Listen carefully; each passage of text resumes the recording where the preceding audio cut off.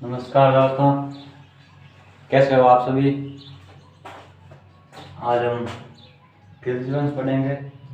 गुलाम वंश हमारा पूरा हो गए हैं। खिलजी वंश कौन सा पढ़ेंगे? खिलजी वंश।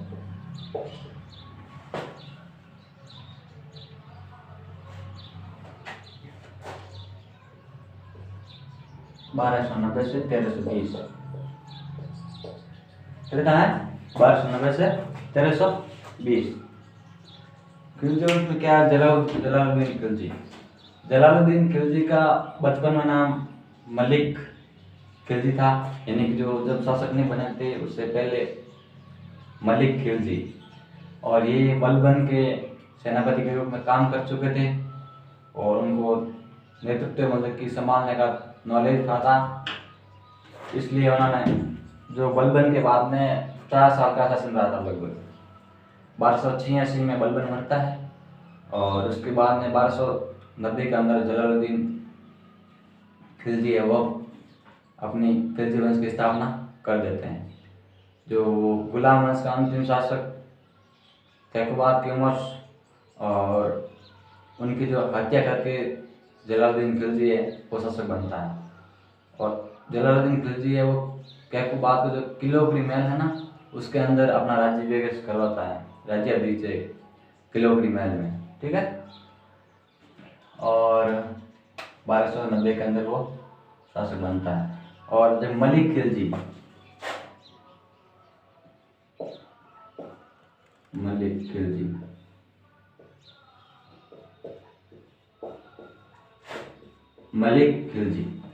ये जब शासक बनता है तो कुछ समय बाद इन्होंने जलालुद्दीन की पदवी धारण की थी। कौन सी पदवी? जलालुद्दीन की पदवी।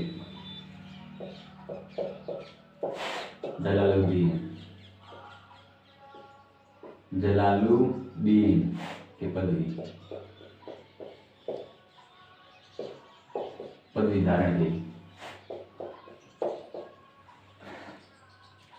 फिर आगे इन्होंने लगभग ज़्यादातर जहाँ पर सामंत थे, जहाँ पर इनके जागीरदार थे, उनको वहीं पर रहने दिया, कहीं पर इंटरफेयर नहीं किया। यानी कि कहीं पर भी यह नहीं कि इसको हटा दिया जाए और इनको दूसरों को बना दे, इन्होंने ऐसा कुछ भी नहीं किया। यानी कि जो वहाँ के जो सामंत थे, जागीरदार थे, उनके साथ अच्छे व्यवहार रखे, उनके साथ कभी भी गलत व्यवहार नहीं किया। वो शांत स्वभाव के थे। ठीक है ना। कोई भी राजा था कि अत्याचार होता है, जो राजा बनने के बाद अपने अनुसार वहाँ पर शासक नियुक्त है, यानी अपने अनुसार वहाँ पर सामंत है, अमीर है, जो उच्च पद पर नियुक्त करता है। लेकिन जलालुद्दीन ने ऐसा कुछ नहीं किया। जलालुद्दीन ने जहाँ पर थे वहाँ पर ही रखा। ठीक है। और उन्होंने जो रणथंभौर पर उन्होंने एक युद्ध भी वहाँ पर अभ्यास किया था रणथंभौर पर, लेकिन वो भी किला जीत नहीं पाए थे जलालुद्दीन खिलजी। ठीक है। और फिर 4 साल का उनका शासन रहता है, 1290 से 1296 तक। 6 साल का शासन रहता है, 1290 से 1296 तक। फिर जलालुद्दीन के बाद में अलाउद्दीन खिलजी आ जाता है। अलाउद्दीन खिलजी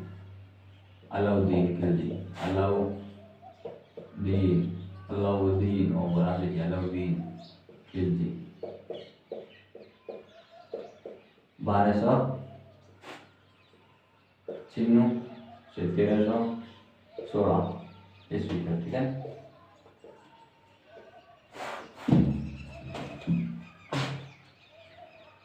ये अलाउद्दीन खिलजी, इनके जो जलालुद्दीन के एक तो जवाई लगते थे और दूसरे भतीजे लगते थे।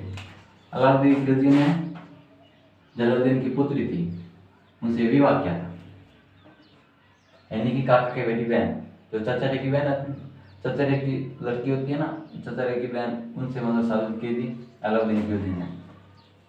अभी इससे शादी करेगा, ये इसका ससुर हो जाएगा। ठीक है ना। और ये इसका जवाई हो जाएगा ना, ये सिस्टम है ना। फिर इन्होंने ही इनकी हत्या की, दो रिश्तों को तोड़ा था। राज दरबार में ऐसा ही होता है कि दो रिश्ता हो, चाहे 5वां रिश्ता हो, सारे रिश्ता टूट जाते हैं ना। इन्होंने इनकी हत्या कर दी थी। ऐसा माना जाता है कि एक वो युद्ध अलाउद्दीन खिलजी ने एक युद्ध लड़ा था। फिर इनको धन वगैरह देने के लिए इनके पास गए थे और बोला था कि हम दोनों अकेले मिलेंगे ना, कोई कोई भी पास में नहीं रहेगा। उनकी एक खुशी होती है, उसको खुशी को प्रकट करने के लिए हम दोनों ही अकेले मिलेंगे। तो जलालुद्दीन कहा ठीक है, आपकी यही इच्छा है तो कोई बात नहीं, अकेले मिल लेना और क्या। तो सारे जब वो गए थे, जो जलालुद्दीन के सिक्योरिटी गार्ड थे, उनको सबको बोल दिया कि आप यहाँ से हट जाइए। तो वो सारे सिक्योरिटी गार्ड हट गए और अलाउद्दीन के बोल दिया हमारे भी सिक्योरिटी गार्ड हट जाए। तो अलाउद्दीन और जलालुद्दीन को मिलने के लिए गया, और जब मिलने के लिए गया तो उन्होंने वो छुरी होती है ना, उससे पेट पर डाल दिया, पेट के अंदर। फिर डालना पर उनकी क्या, जलालुद्दीन की हत्या हो गई। ठीक है। फिर अलाउद्दीन खिलजी यहाँ पर आता है, लेकिन जलालुद्दीन की बेटे और इनकी बेटे की मम्मी दोनों वो बेटे को सुल्तान बना देते हैं। लेकिन जब अलाउद्दीन खिलजी के आने का जब समाचार मिलता है कि वो आ रहे हैं, बहुत गुस्से के अंदर है, तो ये दोनों छोड़ के भाग जाते हैं। फिर अलाउद्दीन खिलजी वहाँ का शासक बन जाते हैं। अब अलाउद्दीन खिलजी की साम्राज्यवादी नीति, यानी किस प्रकार उन्होंने किस किस एरिया में साम्राज्य विस्तार करने की कोशिश की थी, किया था। ठीक है ना। अलाउद्दीन खिलजी का साम्राज्य विस्तार, अलाउद्दीन खिलजी का साम्राज्य विस्तार, साम्राज्य विस्तार, साम्राज्य विस्तार। पश्चिम भारत, पश्चिम भारत, मध्य भारत। ठीक है ना।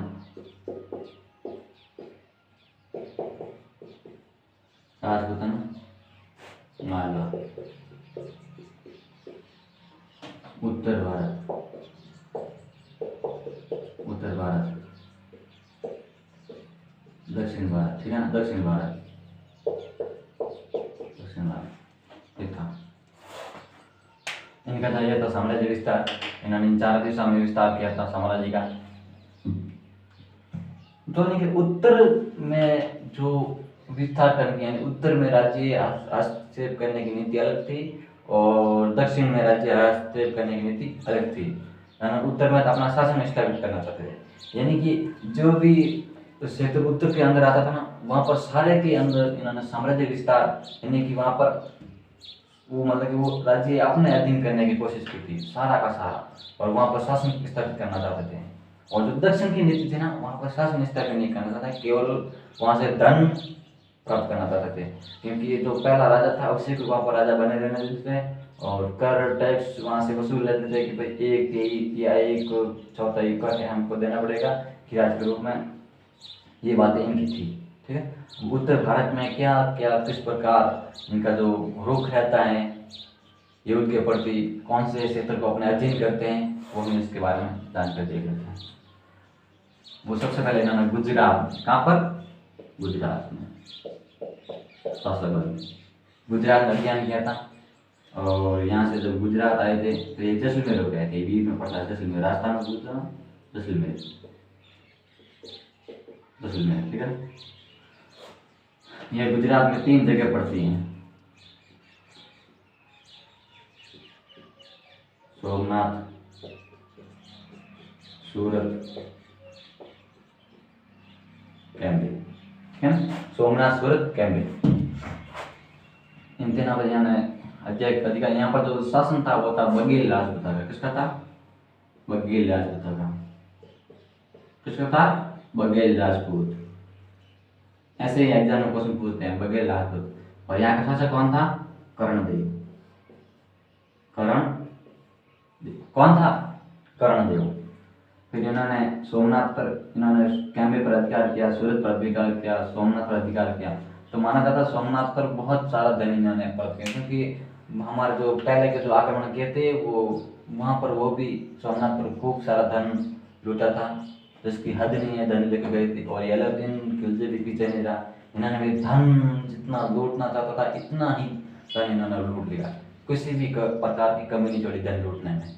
और यहाँ का राजा कर्णदेव इनसे पराजित हो जाता है, और इनको एक कैम्ब्रिज के अंदर एक सैनिक मिलता है बहुत खतरनाक, मलिक काफूर। कौन मिलता है, मलिक काफूर। बात बोले जाए कि मलिक काफूर कौन से युद्ध के अंदर मिला गया था, तो आप बोलेंगे गुजरात युद्ध। यदि उसके अंदर पूछेगा कौन सा क्षेत्र था, तो कैम्ब्रिज था। कौन सा था, कैम्ब्रिज। ठीक है, मलिक काफूर, काफूर। आगे देखेंगे तो मलिक ये काफूर था, ये ना ही तो पुरुष था ना ही स्त्री था, ये किन्नर था, ट्रांसजेंडर किन्नर, किन्नर जिसको हम बोलते हैं हिजड़ा। ठीक है, किन्नर हिजड़ा। ये हिजड़ा सब ठीक नहीं लगता, इसलिए किन्नर चीज सब ठीक लगता है, क्योंकि ये शोभा नहीं देता किन्नर, है ना। हो गया, फिर हम आगे देखते हैं। ले लो स्क्रीनशॉट, ले साथ में उतार लेते हैं ना, कोई बात नहीं।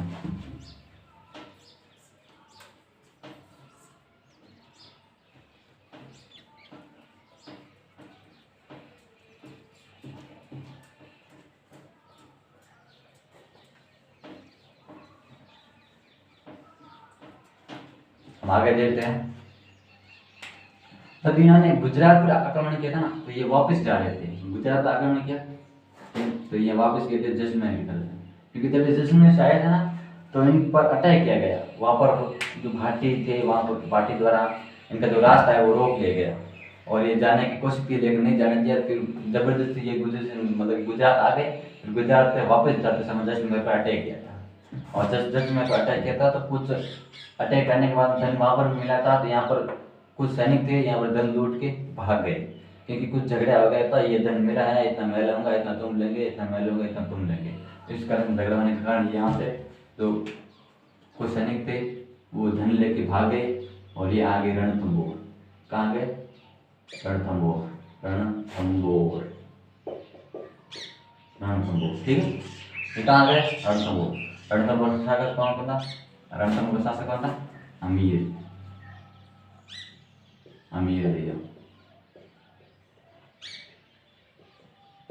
ठीक है, अमीर देव। जब अगला दिन खिलजी द्वारा इनसे अभी बोला गया अमीर देव को कि हम आपने जो भी हमारे सैनिकों को शरण दी है उनको छोड़ दिया जाए, लेकिन अमीर देव ने कहा हमारी ये परंपरा है कि जो हमारे शरण में आता है उनको हम कभी नहीं छोड़ते हैं, चाहे किसी की भी हालत में हो। कि ठीक है, छोड़ दे तो अच्छी बात, नहीं फिर हम आक्रमण करेंगे, हिम्मत करेंगे। तो अमीर देव ने कहा ठीक है, आपकी जैसी इच्छा है वो ऐसी कर लीजिए। रणथंबोर ने आक्रमण किया, लेकिन काफी समय तक आक्रमण घेरा डाला रखा, जब कोई सफलता नहीं मिली तो माना जाता है कि एक कोई मतलब कि अधिकारी था, उनको इन्होंने अपने अंदर मतलब कि अधीन कर लिया था। किसने? अलाउद्दीन खिलजी ने। उनके अधीन करने के बाद में अमीर देव पर अटैक किया गया, उनका रास्ता बता दिया। अमीर देव पर अटैक करने के बाद में रणथंबोर अपने अधीन कर लिया। ये कितना गया? 1300 में, 1300 ईस्वी में। ठीक है, और फिर आता है चित्तौड़। चित्तौड़, चित्तौड़ पर अटैक इन्होंने 1301 में, 1301 पर अटैक किया, और दो पर अधिकार कर लिया। टाइम लगा था, और इन पर माना जाता है कि चित्तौड़ पर अटैक करने का कारण बस पद्मिनी को प्राप्त करना था। उसके जो राघव देव था, चेतन राघव देव, उसने मतलब कि यहाँ जाकर चेतन राघव देव था। अब इसकी तो कहानी बहुत अलग ही है। वहाँ रतन सिंह है ना, राणा रतन सिंह, रतन सिंह,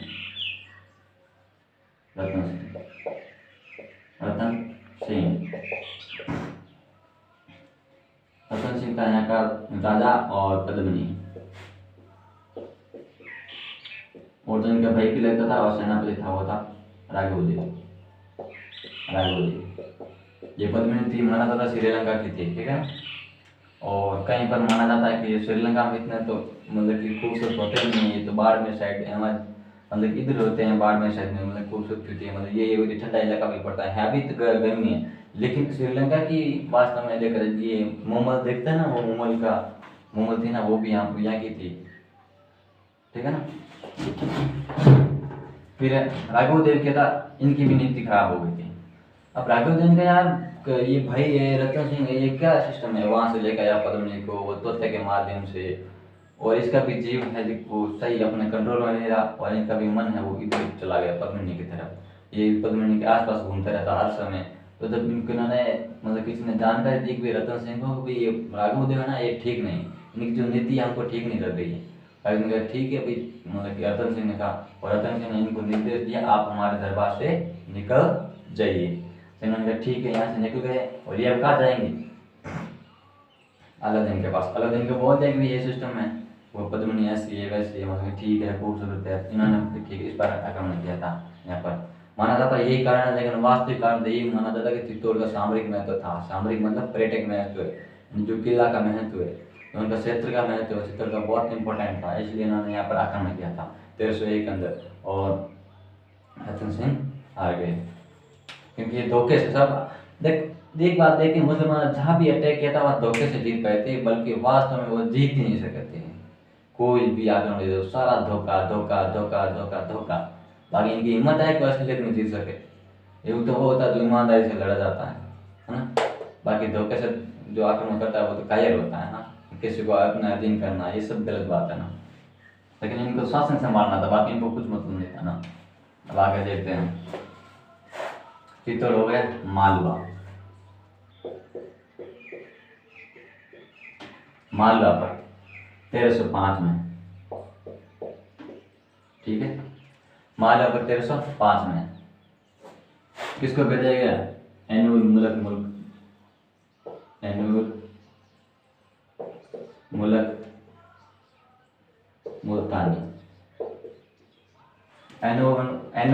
मुल्तानी को कहाँ भेजा गया था? किसके युद्ध में? मालवा के युद्ध में भेजा गया था। और इन्होंने मालवा पर आक्रमण किया और मालवा को अपने अधीन कर लिया। और मालवा अधीन करने के बाद में मांडू की ओर रवाना है, मांडू का किला, ठीक है ना। बाद में मांडू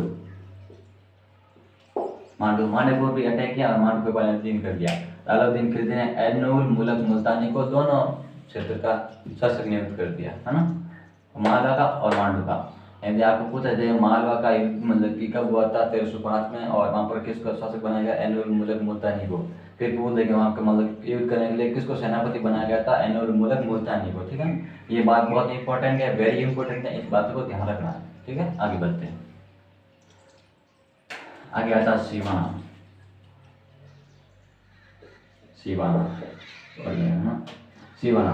पर अटैक किया था 1308 में सीवाना पे।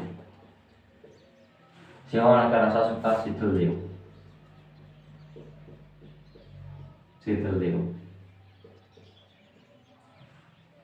सीवाना का शासक था शीतलदेव।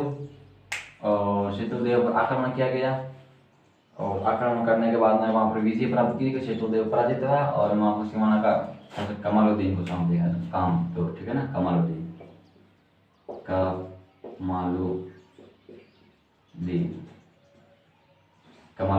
किसको सौंप देगी? कमालुद्दीन। और इसके बाद इन्होंने 1311 में विजय प्राप्त की थी जालोर पर।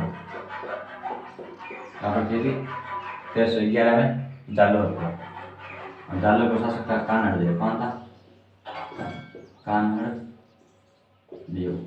एक बार चित्तौड़ का ध्यान रखना, चित्तौड़ को इनका फिर नाम रखा था अलाउद्दीन खिलजी ने खिजराबाद। क्या रखा था? खिजराबाद। और अपने पुत्र को यहाँ पर नियुक्त किया था खिजर खान,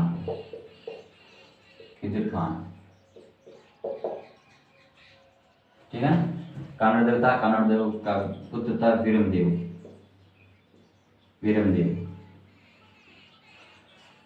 कान्हड़देव का पुत्र था वीरमदेव। वो ये दोनों ऐसे वीर थे जो लड़ते हुए मारे गए। इनमें माना जाता है जालोर पर आक्रमण का सबसे बड़ा कारण था, क्योंकि जालोर पर एक था जो अलाउद्दीन खिलजी ने भेजा था, एक सेनापति बना के उन्होंने इनको मना लिया था कान्हड़देव को और अपने दरबार में बुला लिया। कान्हड़देव उनके दरबार में चले गए। भाई जब बुलाते हैं संधि हो जाती है तो जाना ही पड़ता है दरबार में चलने गए, तो माना जाता है वीरमदेव भी साथ में था और कुछ समय तक वीरमदेव पास में रहा था और उसके बाद में आगे चलता गया।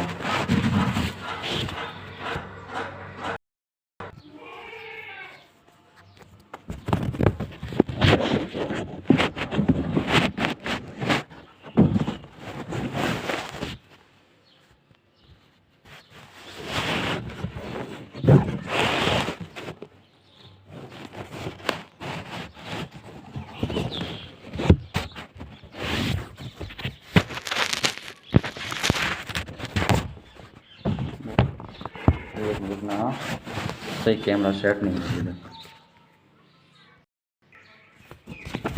अब ठीक है, ये अब लगा रहा हूँ। ठीक है, कैमरा थोड़ा अट गया, ये एकदम सही नहीं जमा। अब ठीक है, खाना दिख रहा है ना? ठीक है।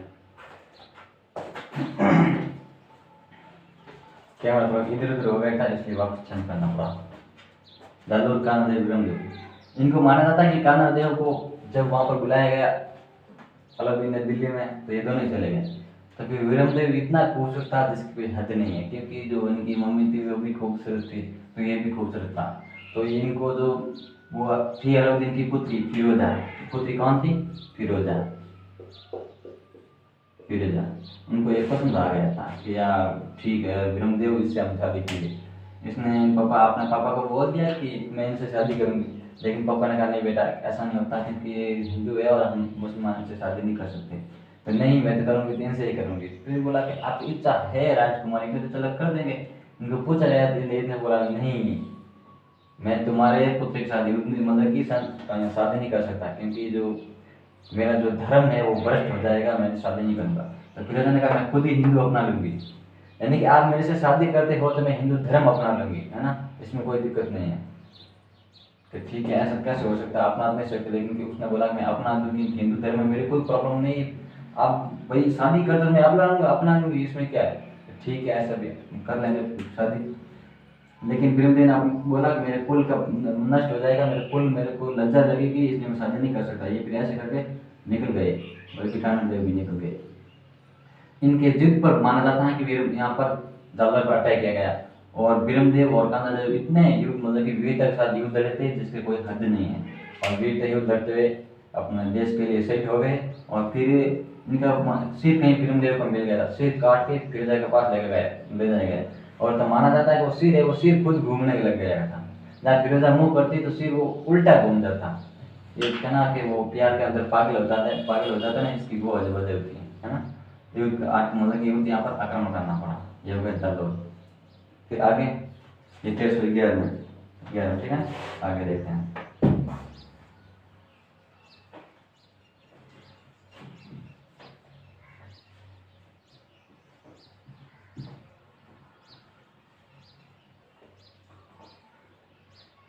ये जो उत्तरी भारत का जो आक्रमण था वो कंप्लीट हो गया। अब दक्षिण भारत था, पश्चिम जो उत्तर था वो हो गया। अब दक्षिण में क्या होता है?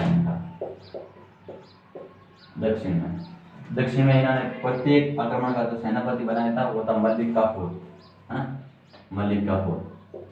एक बात ध्यान रखनी है कि यही था, आपको कोई भी क्वेश्चन पूछा जाए ये दक्षिण भारत में आक्रमण करने या कोई भी देखिए वहाँ पर किसने आक्रमण किया था? मलिक काफूर,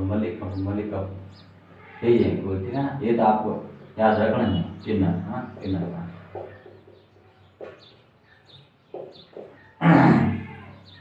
इसका आगे देखते हैं।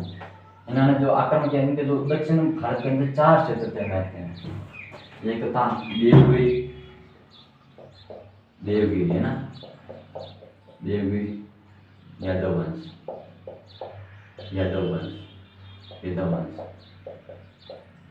और वारंगल,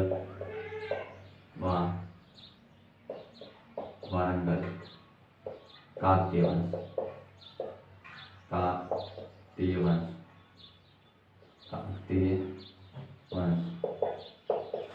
और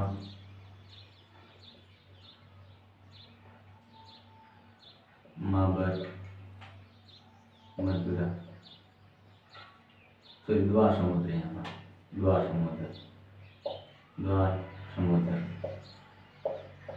समुद्र ना। यहाँ पर था होयसल वंश,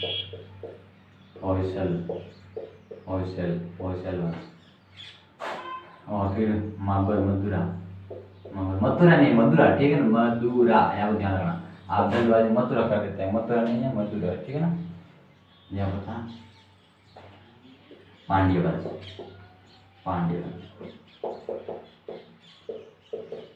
अब इसको याद कैसा रखें? सबसे बड़ी यही समस्या है, इनको याद कैसा रखें? देवगिरी, यादव, एंड जब हमको याद आती है देवता की, है ना, हमको जब याद आती है देवता की, तो हम देवता को बोलते हैं याद आई देवता की, यादव वंश देवगिरी, वारंगल काकतीय, यानी कि काका जो 32 था वो काका को बोला था काका वार कर आंगल के अंदर, कहाँ पर वार कर, काका वार कर वारंगल, वारंगल के अंदर। तो फिर काका वार कर वारंगल के अंदर, इसलिए हमको याद हो जाएगा काका वारंगल, वारंगल काकते वंश, द्वा समुद्र होयसल वंश। तो समुद्र के पास जाते हैं, समुद्र के अंदर पैर पैर रखते हैं, अपन कैसी आवाज आती है, हाय आती है ना आवाज, जैसे अब ठंडे पानी में पैर रखते समुद्र के अंदर आवाज आएगी हाय, एक आती है ना आवाज, जैसे वो हो गया द्वा समुद्र होयसल वंश, है ना। महाबत मधुरा पांड्य वंश, मधुर के अंदर पांड्य पांडव थे, वहां मधुरा में रहते थे, दक्षिण दिशा में मधुरा में। तेना का आक्रमण, तो इन तीन आक्रमण का जो सेनापति था बलि कापुर था, ठीक है। और इनके जो सहयोग में विदेश में भेजे गए थे, एक तो था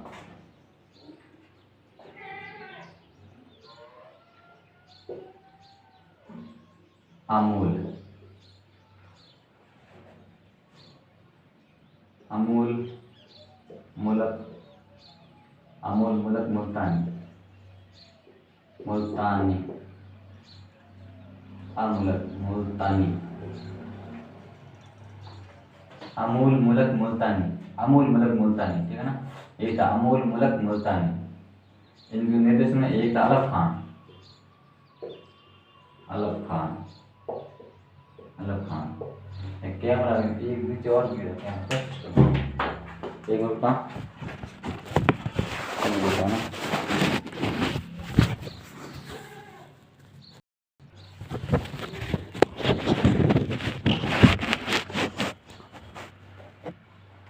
ठीक है। अब ठीक है, तो ऊपर ज्यादा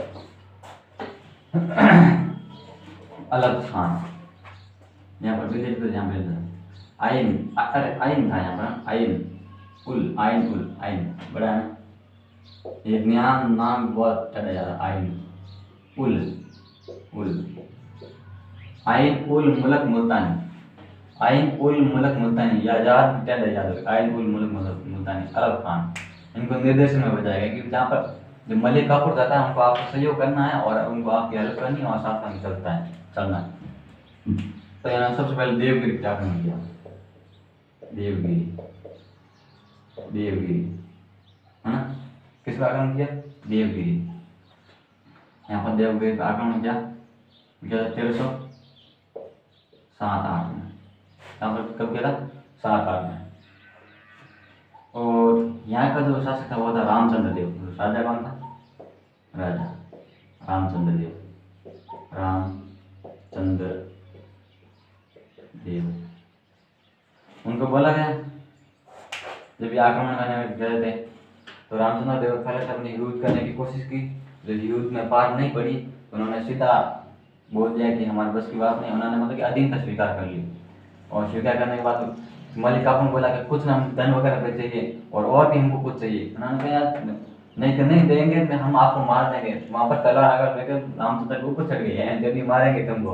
उन्होंने कहा यार ऐसे मत करो, इतने जान मत दो, मेरी पुत्री है, चलो पुत्री की शादी करा देता हूँ। तो रामचंद्र देव ने अपनी पुत्री की शादी करा दी थी अलाउद्दीन से, ठीक है। कि और क्या देंगे, और क्या आपको टाइम टाइम कर दिया जाएगा, क्या दिया जाएगा, टाइम टाइम कर दिया जाएगा। तो उन्होंने टाइम टाइम कर देने की मान ली। और क्या करेंगे, तो आज आप मतलब कि रामचंद्र देव ने कहा और आप बोलो, आप जो बोलेंगे वो करेंगे। तो इन्होंने कहा और हमारे सपोर्ट करना, हम जब आक्रमण करते हैं ना और सपोर्ट करना, ठीक है। और फिर ये देवगिरी के आगे निकलते हैं और आते हैं वारंगल, वारंगल, वारंगल काल के वंश, राय रुद्रदेव। कौन था राजा, राय रुद्रदेव, राय रुद्रदेव इन पर अटैक करते हैं। राय रुद्रदेव पहले युद्ध करने की कोशिश करता है लेकिन वहां पर भी युद्ध का पार पड़ता नहीं, युद्ध मतलब नहीं होता है जो राय रुद्रदेव से। और इनका जो सपोर्ट रामचंद्र देव यहाँ पर युद्ध में सपोर्ट करते, इसने बोला था नहीं हम सपोर्ट करेंगे, तो वादा का पक्का था तो इसने सपोर्ट किया था राम राय रुद्रदेव के सामने, यानी कि उन्होंने मलिक काफूर के सहयोग में सपोर्ट किया था और राय रुद्रदेव पराजित हो गया और इसने भी कर देने की स्वीकार कर लिया। ये क्या 1309-10 में, ठीक है ना, 1300 लेके देते हैं इसमें। और फिर आगे वारंगल से आगे निकलते हैं, तब फिर मदुरा में बसते हैं। पांड्य वंश विद्वान समुद्र पर आक्रमण करते हैं, फिर महाबल पांड्य वंश मदुरा में पहुंचते हैं। वहां का मदुरा का शासक था सुंदरदेव। मदुरा सुंदरदेव, सुंदरदेव मदुरा का शासक था सुंदरदेव। लेकिन जब इसको पता चला कि मलिक काफूर आ रहा है और इस क्षेत्र पर आक्रमण किया है, विजय प्राप्त की है, तो अब हम बचने वाले नहीं है, तो ये भी भाग जाता है और मदुरा पर धन वगैरह लेके ये वापस उत्तर की ओर लौट जाते हैं। ठीक है, आगे देखते हैं।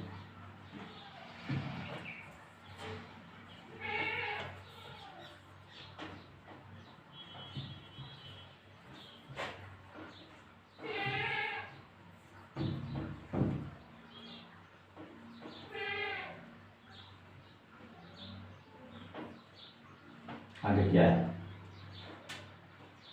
अब जो अलाउद्दीन खिलजी का जब मंगोलों के साथ जो आक्रमण था, यानी कि राजस्थान और दक्षिण भारत में था और मंगोलों के साथ कैसे किस प्रकार टक्कर थी, ठीक है ना। दिल्ली सल्तनत, दिल्ली सल्तनत व मंगोलों के मध्य, दिल्ली सल्तनत में मंगोला के मध्य सीमा, मध्य सीमा, दिल्ली सल्तनत में मंगोलों की मध्य सीमा कौन सी थी? सिंधु नदी। क्या थी? सिंधु नदी, सिंधु सिंधु नदी। फिर ये सीमा थी। और मंगोलों का जो पहला आक्रमण था वो था 1297 में। कौन सा था? 1297 में। और ये कादर के नेतृत्व में किया गया, ठीक है। कादर के नेतृत्व में, किसके नेतृत्व में? कादर के नेतृत्व में। और मंगोल इतने मतलब कि खतरनाक थे कि इनको दिल्ली वाला सल्तनत को अलाउद्दीन को बख्शता नहीं, यानी अलाउद्दीन की जगह यदि कोई दूसरा शासक होता ना तो ये पार नहीं पड़ती, वहां पर टिक भी नहीं सकते थे। लेकिन ये भी इन्होंने युद्ध किया था, लेकिन कभी भी हारे नहीं थी। पूरा फिर आता था 1299 में, ठीक है ना। 1299 में आक्रमण किया था। वो क्या था? पुतलुग, पुतलुग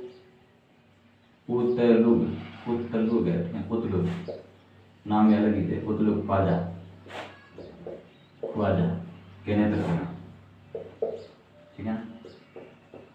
नेतृत्व में पुतलुग ख्वाजा के नेतृत्व में जब आक्रमण किया गया था, ये आगे की ओर बढ़ते गए। और जब ख्वाजा आक्रमण किया तो इनका जो अगर दिल्ली वाला का जो अलाउद्दीन खिलजी का जो सेनापति हुआ था जफर खान। जब ये जो मंगोल से आ रहे हैं, सिंध से पार करके, ठीक है ना, ये दिल्ली वाले इधर जा रहे हैं, तो यहाँ पर अटैक गया और जफर खान यहाँ पर था। और यहाँ पर सेना भाग गई थी, वापस बाकी इधर चली गई थी। और यहाँ पर एक पहाड़ी इलाका है, इधर चली गई और बाकी की सेना यहाँ पहाड़ी इलाके पर यहाँ डूब गई, ठीक है, यानी कि छुप गई। और जो अलग जफर खान था यहाँ आगे बढ़ा और इनको भगाया, फिर वापस आया, फिर सेना घूम के इधर आ गई थी। जैसे ही इधर आया इनको अटैक किया, जिसमें जफर खान मारा गया, ये सिस्टम था, ठीक है ना।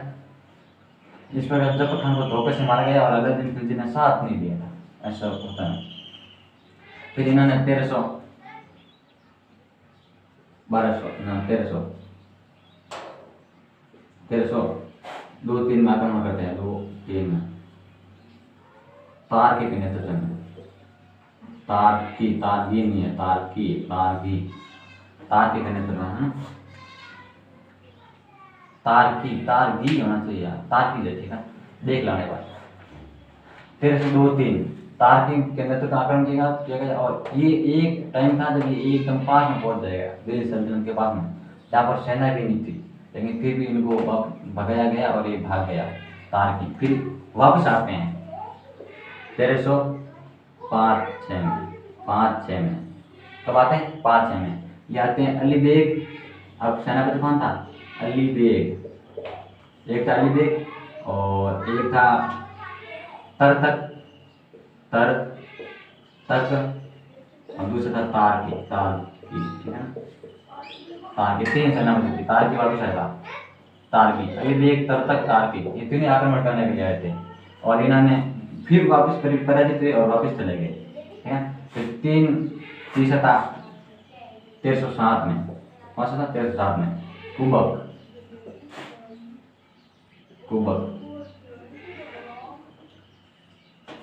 के नेतृत्व में। और एक और था, उसका नाम नहीं याद आ रहा, मैंने कुबक था, और उन्होंने आक्रमण किया था, लेकिन ये भी पराजित होकर वापस चले गए। ये थी मंगोला और जिनके साथ में आक्रमण, किसके साथ में, मंगोला और दिल्ली सल्तनत ने अलाउद्दीन खिलजी के साथ में। और फिर राजत्व देख लेते हैं, राजत्व सिद्धांत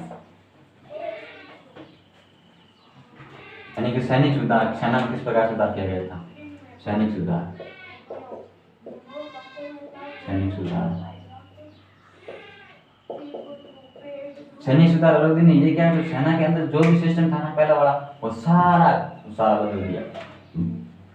जहाँ पर जो सामंत की व्यवस्था थी, यानी कि जो कर वगैरह थे, नहीं जो सेनापति जो सेना थी वो सामंत रखते थे, जो एकताधारक की व्यवस्था थी ना वो इसके पास थे, सामंत रखते थे, वो सामंत अपनी इच्छा अनुसार उनका प्रयोग करते थे। यदि कोई राजा, जब राजा बुलाता है कि आप जो सेना आजकल हम युद्ध के लिए जाएंगे और सेना आप हमारे शरीर को भेजे नहीं, ठीक है, तो कभी ये सेना के अंदर जो घोड़े वगैरह थे उनको चेंज कर देते, खुद कभी एक बार शासक को जो घोड़े वाला सवार था, घुड़सवार, उनको भी चेंज कर देते। तो ये स्थिति बहुत खराब होने लगी। अलाउद्दीन ने क्या एकता पड़ता खत्म कर दी,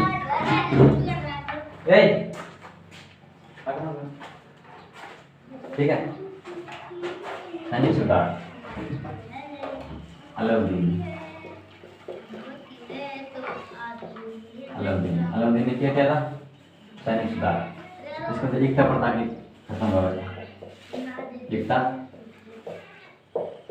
प्रथा। और इन्होंने दूसरा क्या था, वो था एकता प्रथा और हुलिया, तेरी बड़ा हुलिया, राइटिंग सुंदर सुंदर लिखा है क्या, और ऐसे वो जल्दबाजी में लिखे रहते हैं, हुलिया। और फिर आगे है, मतलब हुलिया का मतलब क्या था कि जो अब पहले वो कैमरा वगैरह सिस्टम था नहीं, तो फोटोज नहीं खींच सकते थे, तो उनका जो नाम वगैरह लिखते थे और जो चेहरे पर जो दाग वगैरह थे, जैसे तिल होता है, जो मसा होता है, या फिर कहीं पर कोई ऐसा कुछ दाग लगा करा, उस पर वो लिख देते इसमें ये दाग है, इसके हुलिया। और पूरा का पूरा, अब जैसे पहले आपको याद है जो बचपन में चप्पल आते थे, चप्पल के अंदर जो गुम हो जाती है, गुम हो जाते हैं, वैसे जो वो घूंगली होती है, फूक देने वाला जो चिमटा होता है, उसका वो तब गर्म करके और वहाँ पर चेहरे ताकि वो चप्पल घूमते रहते। उसी प्रकार में हुलिया जो घोड़े थे ना, घोड़ों पर दाग लगे थे, घोड़ों पर, ठीक है, घोड़ों पर दाग। इस प्रकार उन्होंने सेना व्यवस्था की थी। और एकता प्रथा का अंत, एकता प्रथा की शुरुआत किसने की थी, कमेंट बॉक्स में जरूर लिखना है, पूरा नहीं तो एकता प्रथा की शुरुआत ये तो खत्म किसने किया था, अलाउद्दीन ने, घोड़ों का दाग। इस प्रकार ये इनका सैनिक सुधार था और सेना में भी पूर्ण विघटन किया था। फिर आता है राजस्व सुधार, ठीक है ना, फिर बाजार प्रणाली किस प्रकार खेती थी, और इस तरह क्लास लंबी हो जाएगी, टाइम हो गया, और इसके बाद आगे हम कल बात करेंगे, ठीक है। थैंक्स, धन्यवाद, पढ़ते रहिए, मेहनत करते रहिए और इसी की ओर आगे बढ़ते रहिए।